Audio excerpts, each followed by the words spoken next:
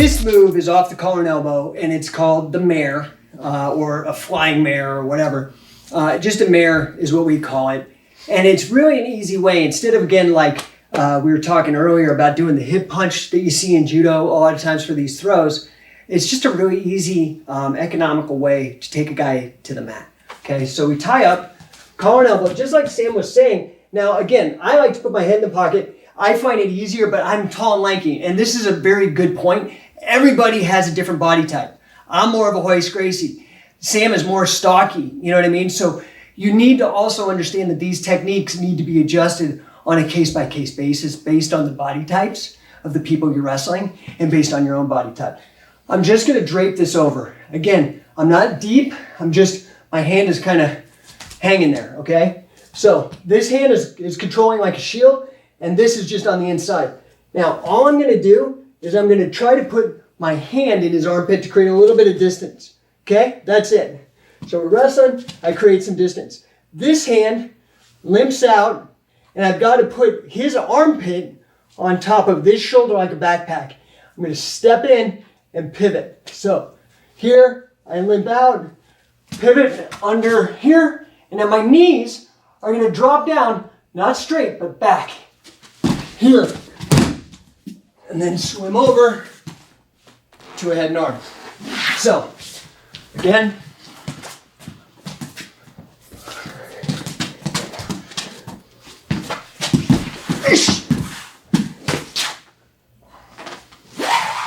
and that's just a mare throw from collar and elbow. Here's also a challenge that I think we've faced as catch as catch can wrestlers. How many times did you ask Billy, what's that called? He'd be like, I don't fucking know. He would say, do the one where you put your leg to the side, grab the arm, and step over the foot. So there's no name to a lot of this stuff. So I'll leave that to other people that name things to come up with trendy marketing names, but I don't know what to call this. Basically, it's from a collar and elbow tie. What I'm going to do is I'm just going to ghost him. I'm going to drop down and I'm going to cup his heel and push him to the mat, and then I'll go into a shin lock or however I want to finish him when I'm on the ground. So collar and elbow tie. Now, one thing about that mare that's important, and I know I'm going back a technique, but just bear with me. So when I put this arm in here and stretch, I'm elbow to elbow with him on this side, right? So my elbow is right on top of his elbow. So when I come in here, I'm protecting myself from being choked. You see? He can't choke me when I throw. Now, if I don't do that, I'm in trouble. So this has to stay deep, this arm, okay? Now, back to the pushover, to the ghost in him. So I'm here, again, I'm just chilling. I'm gonna just pull this hand out, hold him here. I'm gonna pull him back up just a second. I'm gonna pull him so he steps. That's what I'm attacking. See, it's directly here, and it's half man, meaning I'm full man when we're toe to toe on the same set of skis, but now I'm half man, okay? I pulled that leg forward. I'm gonna brace this, and I'm just gonna drop to my knees like I did, but instead of turning around 180, I'm gonna do it facing him. Here, and I drop, and I just hold the ankle. I'm not gonna pull it, I just cup it. Here, head outside. When he's here, I just put my shoulder right below the knee. So, pull him forward so that leg's forward. Here, and I push him down. Hold the leg, brace it here, move the hand to this toe, skip. Now he's okay, and let's come this way a bit. Okay, so remember the CGI dot things? There's a point here and a point here. Right now my energy is going, or to connect the hip and the knee, all my weight is going here, okay? I want my knee going through the bone. So just like firewood and I'm snapping a twig, once I knock him down and I grab the foot right and grab the knee to brace it, I put it here. Now I have to get the hip on top of the knee. Okay, so now to be nice, I'll keep it back here, but as I go up here, it hurts more and more, okay? As I go up, I also start pulling on the toe, Okay? So I'm not sure what we'd call that, but And I do want to Shin make lock. a point about that shin lock. It's like, in the drill, Jake does it nice. In live training, this move is done pretty violently. Like, you have to put it... You notice Jake doesn't have a lot of control. He's just controlling the knee and the ankle. So that control is not going to last. That's a moment in time. So if you're going to hit this in live, you got to hit it mean right away. I see a lot of these guys like on Instagram or whatever doing these flow drills and stuff, and that's great, okay? But honestly, like, and especially with catch wrestling, if you ever grew up on a farm and ever had to like wrestle a pig or something, I mean, or wrangle a calf or a steer or anything, you just have to go into it with an intention that you're gonna do what you need to do. It's not WWE or John Wick or whatever, you know? You're here and boom, and you go. I mean, you have to go because some of these moves you can't do slow because the guy will counter. Yeah. These are quick moves, okay? But a lot of it has to do with really taking control fast. That's a great point.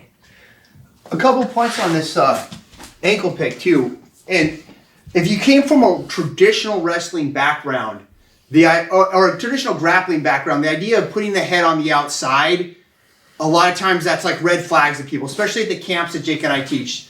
Your head on the, you're gonna drop and your head's on the outside and they freak out. Right. Okay? So understand that one thing that I was gonna make a point about is you're low here. You're not in guillotine country yet. The other thing is that, but you're also right above the knee. You're not, this isn't a low ankle pick. And that used to be like one of my bread and butters when I was a high schooler is I would start out here and I would boom, just dive in on those ankles, like, and throw my hips up so all my weight's driving in on the heel. Like, that was one of my moves. I would do that off the line. Like, we'd be hearing the whistle blow and I'd just bam as fast and hard as I could. That's not this. We're close when you hit it. We're in a tie-up.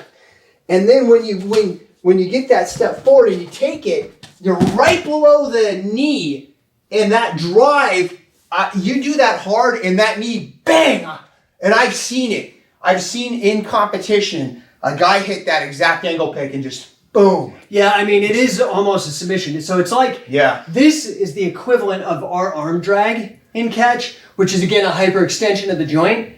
This is the same thing. And if, again, you look at the CGI, now, what Sam's talking about, high schoolers, that is fantastic for a guy whose stance is like this, because when he jumps, I have to shift all my way back and drag it back. Right. But if I'm here and he jumps, I'm just like, I'm like, he's gone. You know? He's gone, yeah. So these are all super salient points for you guys that are coaching all kinds of guys.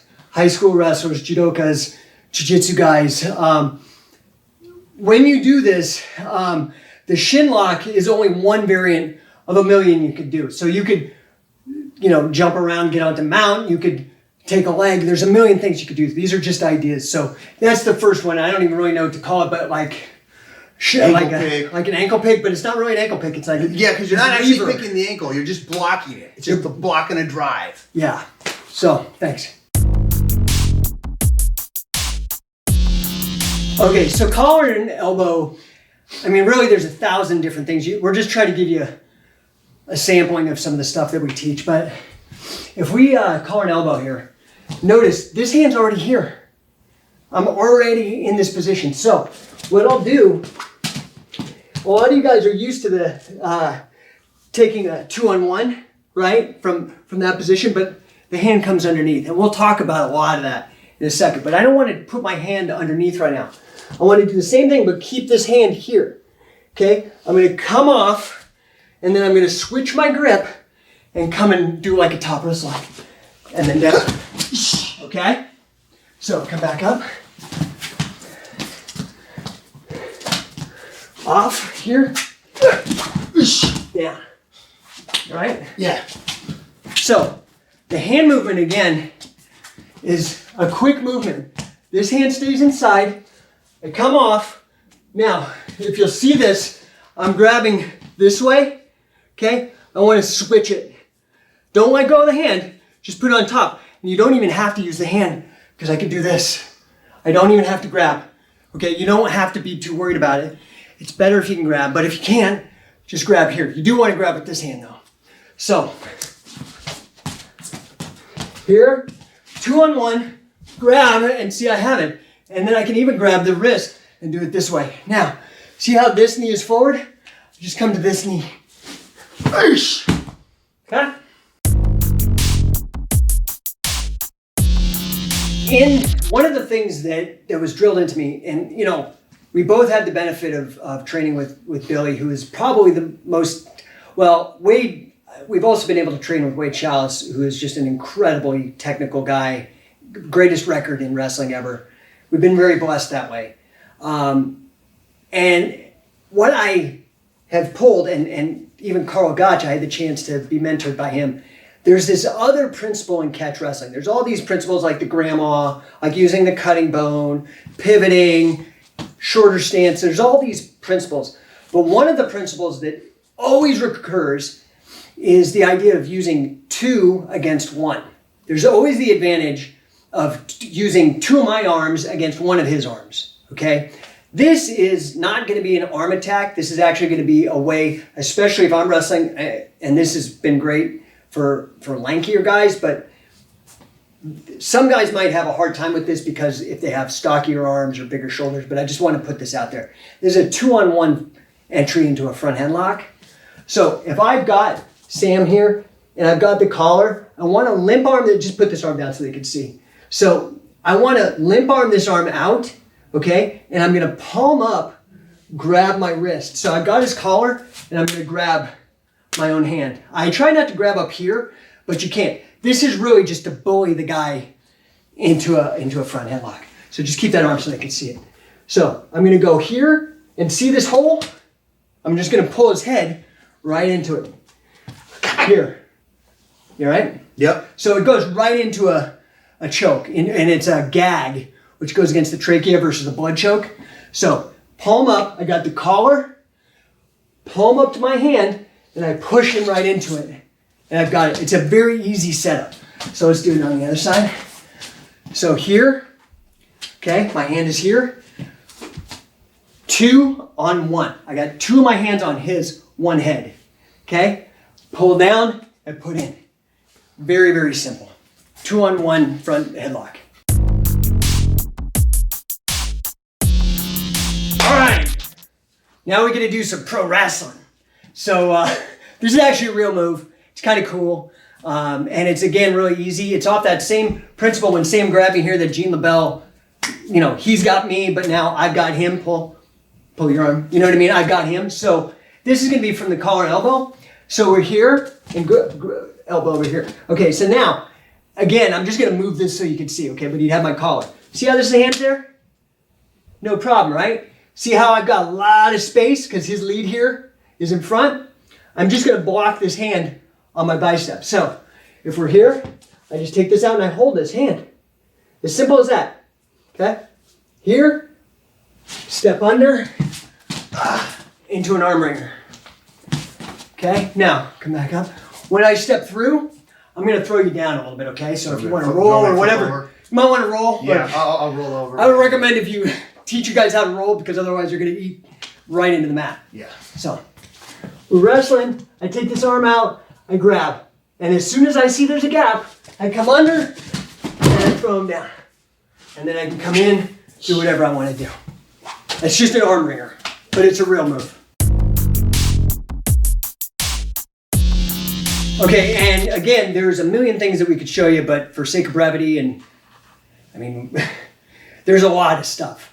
Like the camps that we teach, this DVD set, I don't know how many hours it'll be or whatever, but our camps are 3-day camps, 6 hours a day, so it's like 18 hours, and people have to come for years before they become coaches and know what, it's a lot of material. This is one that I really like. We went out to the UK and our friend Marty Jones reminded me of it. He's also a student of Billy Robinson. This is a great entry for that. I showed earlier that banana split, how you get behind and you leg wrap the guy. This is from the collar and elbow. So again, we're collar and elbowed. I got this hand. Now, one point about that Billy likes to make is don't be lame, okay? Don't just have it like here. Wrap to where you're almost on the ear, to where you can almost put your finger in their ear, okay? That gives you way more control on the guy. So, we're here. I got a good wrap. Again, I'm going to put this hand but I want to shot put, hold the neck for dear life, but I want to shot put that arm as hard as I can. So a lot of this, especially when you got a big, strong, young dude who may or may not be on vitamins from Mexico, you want to push everything that you can into this to get behind the guy, basically, and get this leg wrapping on that side, okay? So we're here, shot put, and I get behind. I am throwing it as hard as I can. Now when I'm behind, I put this line in. This hand now can come back and wrap the other arm. So come back this way. So I've got it wrapped here. This arm that was on the neck swings over and into the hips here. I'm going to grab this leg and slide off and push into a banana split. Okay, and again, the maximum leverage is found at the end of the lever. I grab the lever at the end to get the maximum leverage. See right there, Jake? Yeah. Well, another thing that Billy taught us that Jake's doing is, you notice he's got his lock on both legs, meaning femur, tibia, fibula. He doesn't have this Here. that. Billy never did that way. He always controlled both legs. So again, if we're here, again, don't telegraph, guys. Don't give up your whole trick because you're so excited about it. Be cool. So I'm going to be here. I'm just going to slide this under, and the second I feel I have any strength, I hold on for dear life here, pushes up, and I hold on here. Then I can wrap. Okay? And again, I hold here. Once I'm wrapped with this leg, this hand comes off, grabs at the hip. I grab the leg and touch here to bring him down for a banana split. So, shot put, go behind into a banana split. All right, so the next position we're gonna deal with now, the next tie-up position, is the clinch. All right, so now we're dealing with overhooks and underhooks. So the first one we're gonna do is where we have both an over and under, even clinch. So this is, and again, sorry to interrupt. Yeah.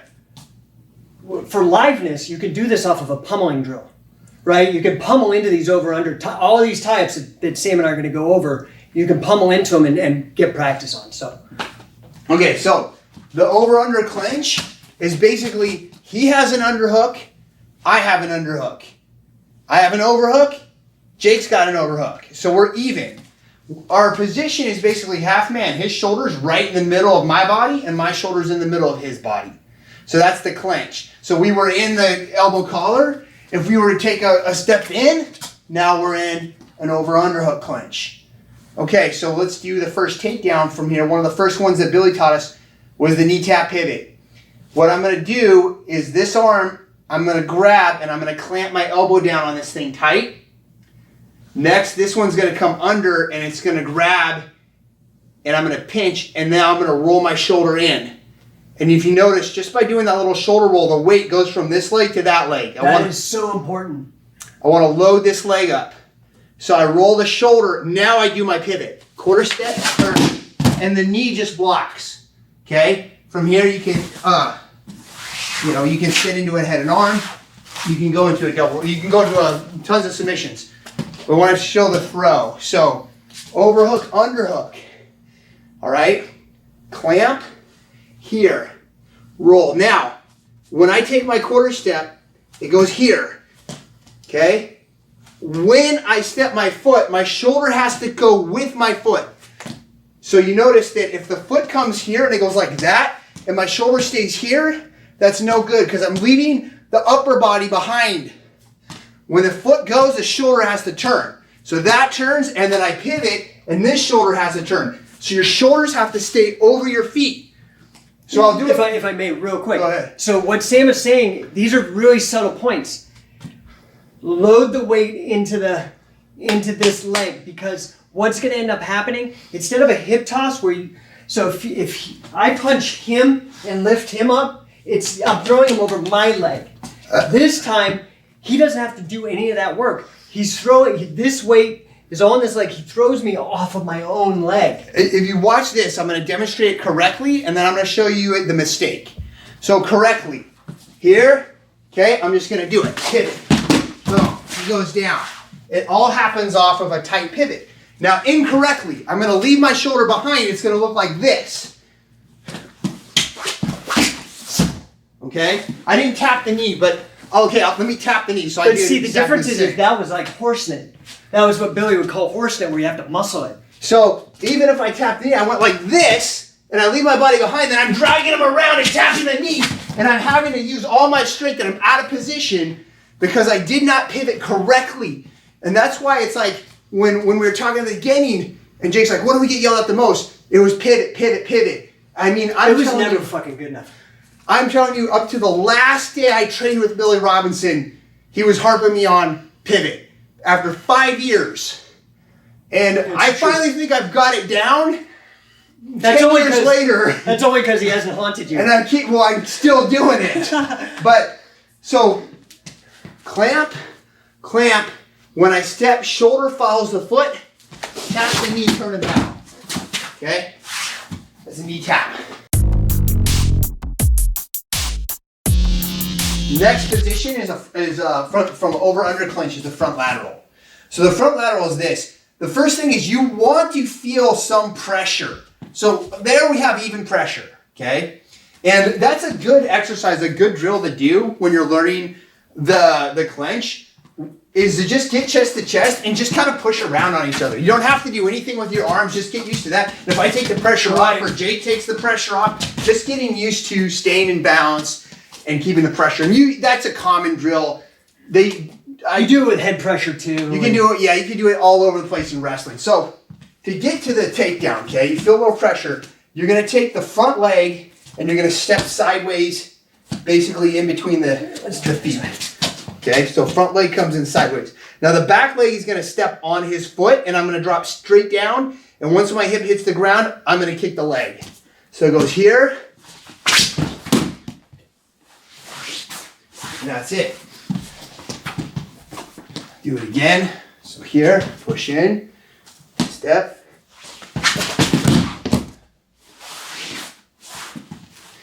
Super easy takedown. The mistakes that people make usually is that they just don't drop straight down. So when I'm here and I drop, I'm going to let go of you, Jake. I want to drop right underneath him.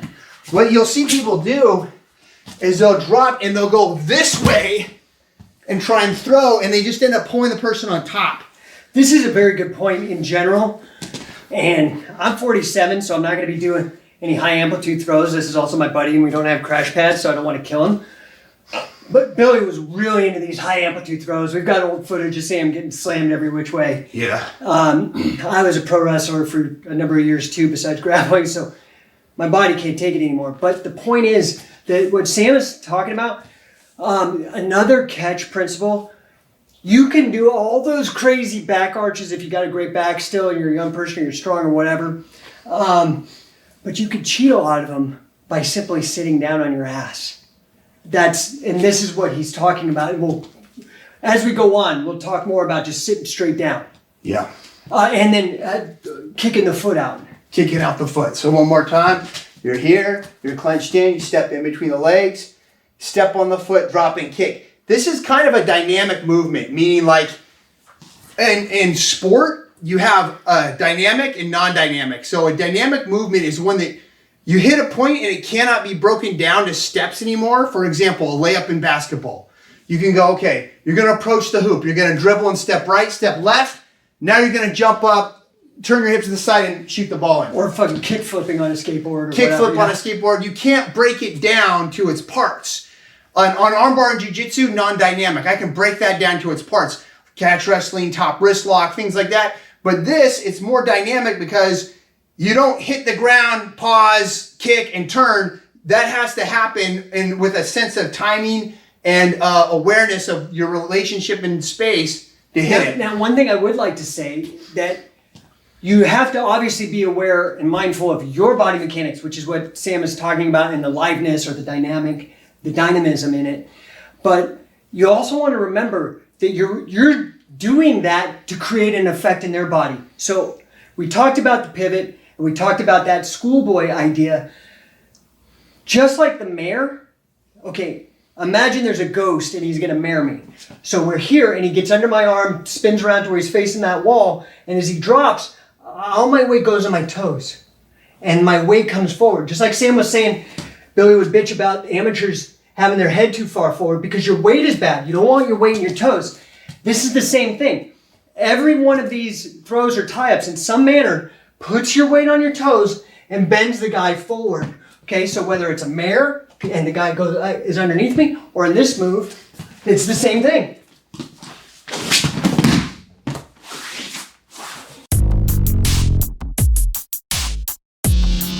Okay, so over under, again, like collar and elbow, or we'll be showing on collar and wrist. There are a million moves. These are just some ideas for you guys to play with. And you should also be thinking about chaining them together. I know everybody calls it like flow state, and old school wrestlers called it chain wrestling, where you just get combinations like a boxer. You don't just throw a jab. You throw jab, cross, hook, you tie them together. This is over under into a double, I'm kind of gonna duck under into a fireman's. Guys that are short and stocky, you can just kind of duck and it's no problem. Tall, lanky dudes, you want to have your head in the pocket, and you want to have your head in the pocket low. Okay, so I'll be here in a head collar and over under. I'm gonna sag back and get my head in there low. Okay, now I'm just gonna make sure I have space, and I'm gonna step this. If there's a plane of glass here, this is another important principle. You always want to step in between the plane of glass. Okay, so we're over under. I'm gonna get my head under, square up. This is going under. I'm just gonna sit this leg out and sit on my hip.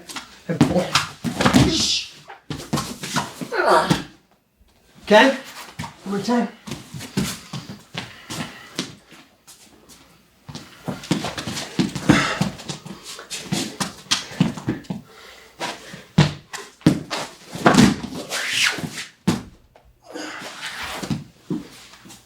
Over under tie up into fireman's carry.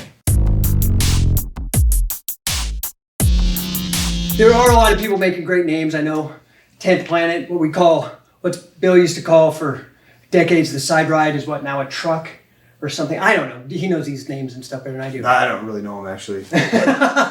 But pro wrestling has a lot of these things named too. So this is a dragon screw takedown. It's actually pretty cool. It's pretty easy.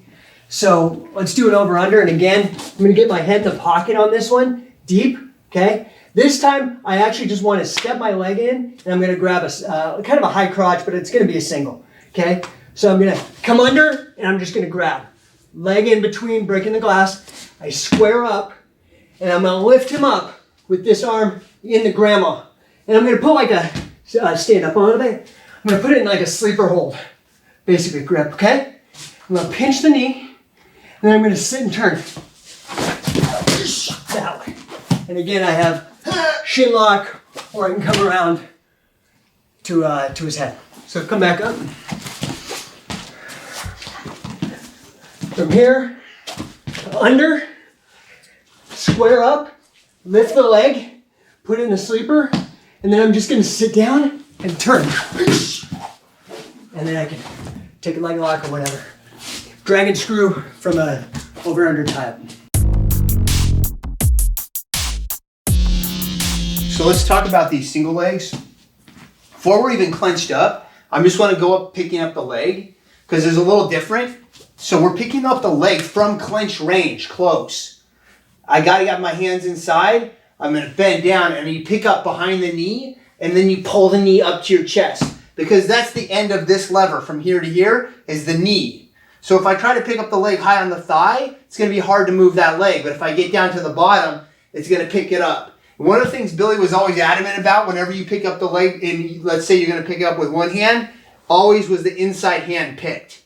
He'd never want you to pick with the outside because you have more strength going against the smaller adductor muscles, which are the muscles that pull the legs together, than the abductors, which pull the legs apart. So because you got the big, large muscles of the glutes are what AD duck the legs out.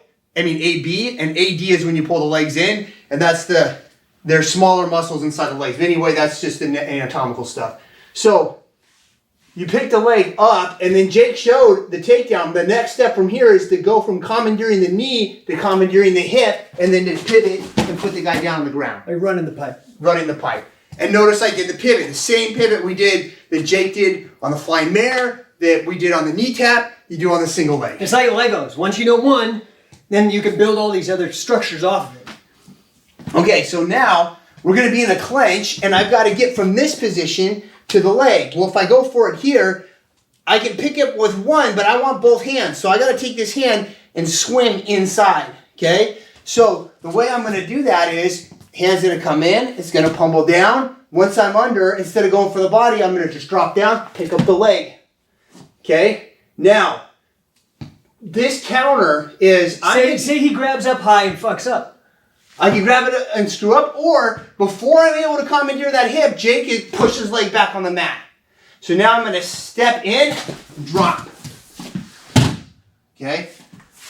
It's the exact same as the cupping the shoulder and the cup for me. His body's different, but experientially it's the same thing. So we've been calling this the surfboard because it's like you're paddling a surfboard. When I'm from California, but I don't like to surf, but I have lots of times. But you know, it's that paddling position. So when you're in here, okay, and you get in and you pick the leg up, he pulls it back. This inside knee steps, and it's supposed to. Oh, I screwed that up. It's supposed to drop here. So see the position. If we turn this way, the position that Billy wants is this leg sideways with the knee up. And then it goes forward. It's like in yoga, it's like king pigeon, or you know what I mean, like a pigeon pose. Yeah. Yes. So if I'm facing the camera this way, I pick this up, it goes down. It's here, and boom, it goes down. Okay. Now from here, you can swim over and you can apply knee pressure. You can start a pass. You can do many things. One other thing that's interesting. Well, they won't always put the leg down. I mean, I don't want to change it. They may put it back too. Right. One more note about that surfboard, because I picked Billy's brain about this move once. And I was like, Billy, because you can also surfboard off of this position if it's there. And Billy said it's fine. I asked him. But then I asked him about this. What about if I like step the guy this way and then step to the outside? And he said no. And he yelled at me, don't do it that way. And the reason why is, you notice, if Jake kicked his leg over, he'd be on top. So if I came here and I pushed in and I went here, notice I'm here. Even as Jake's going down, kick over on top, boom. He has an opportunity, if he is well trained, he has an opportunity to reverse and land on top. And that was one that came up because I was just asking Billy about all these leg trips. Well, what you see too is a lot of early UFCs, you see them trying to trip guys this way. It's not a good way. I have literally done that on guys where they pushed me against the mat, pushed me into the mat, Jake, and then they hook my leg around the outside there, and I literally hook it back and then turn, and I'm just able to put them right down. Because they hooked with the wrong leg, and it's the principle Billy taught me. Anytime they hook with the outside leg, just take it and use it against them. It's true, because on an inside trip, I have so much step forward a bit with that leg. So if I pull him forward and he steps, if I go here and he doesn't, like he just steps his leg back, steps, the inside, you have so much more control over a guy. You know, I can do those, like going inside over outside, you have it's more optionality. Yes. Speaking of optionality, let's show him if the leg goes back. The counter. So now, let's say same situation, and I'm trying to get this leg, and he pulls it way the hell back away. See, I did this already, and he got me with that, and I'm like, oh, I'm not gonna fall for that again.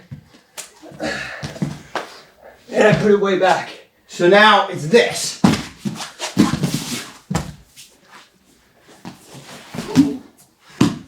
All right, I'll explain it.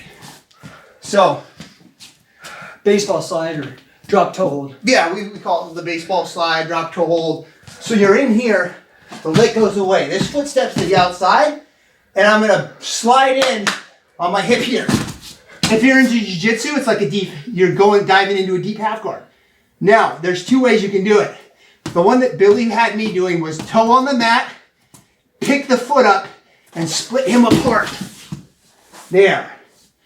Pressure in, and then I would switch in, control the leg, toe hold. The other one you can do, and Jake's better at this one than me, is, okay, I got this thing, he pulls it away, is I can turn into him this way, and I got this leg, this foot, entangled.